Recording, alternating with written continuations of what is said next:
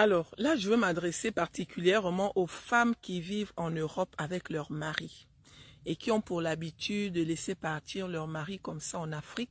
Sinon, celles qui sont ici avec les Caucasiens et qui ont le projet d'aller s'installer en Afrique avec leur mari. Ne faites pas cette erreur, hein. On ne tente pas le diable. Vous comprenez, non? Il y a des gens qui ont fait ça avant vous. Aujourd'hui, beaucoup parmi elles ont mis les mains à la tête, hein. Elles ont mis les mains à la tête. Pourquoi? Parce que en Afrique, là-bas, il y a la tentation au haut niveau. Le mari que tu as la possibilité de manager ici, un genre.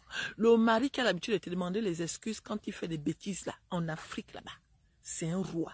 N'oubliez pas que beaucoup de nos sœurs qui sont là-bas rêvent de trouver aussi les maris mbenguistes, hein. Donc, vous qui avez les mbenguistes entre vos mains, vous qui avez les maris blancs entre vos mains, là, il ne faut pas jouer avec ça comme si vous pensiez que vous étiez arrivés. Hein. Non, hein, les filles, protégeons ce qui nous appartient. Parce qu'il y a un genre d'homme là. Toi, tu crois que tu le connais. Hein. Tu crois que tu le connais.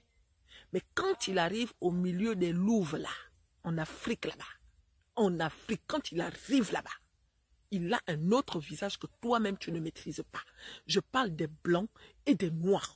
Parce qu'il y a un genre de blanc là. Vous-même, vous voyez celles qui sont en Afrique, celles qui ont été en Afrique comme moi là. Il y a une catégorie de blancs qui venaient là-bas.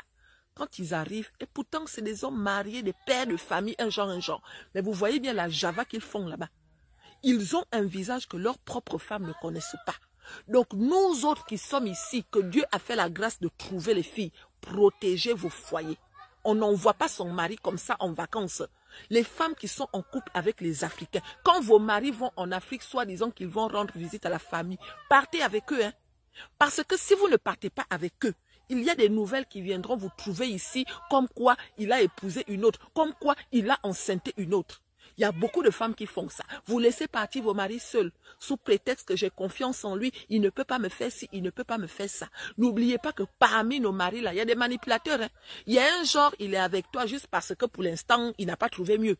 Mais le jour où l'occasion se présente, il y a aussi un autre genre là. Toi, tu l'insultes tous les jours. Tu penses qu'il supporte tes insultes alors que lui, il attend juste l'opportunité. Et quand il arrive en Afrique, il va trouver une personne qui va sucer son kiki avec la bière. Ça veut dire qu'elle suce son kiki, elle boit la bière. Toi, tu peux sucer le kiki en buvant la bière. Tu ne peux pas, hein. Là, la fille a déjà gagné parce qu'elle a fait quelque chose que toi, tu ne peux pas.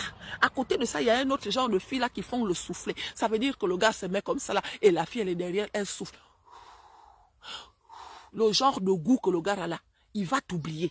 Ne laissez pas partir vos maris en Afrique parce que là-bas, c'est un autre niveau. Hein. Mieux on garde nos maris ici. S'ils vont en Afrique, on va avec eux. Vous avez compris, non?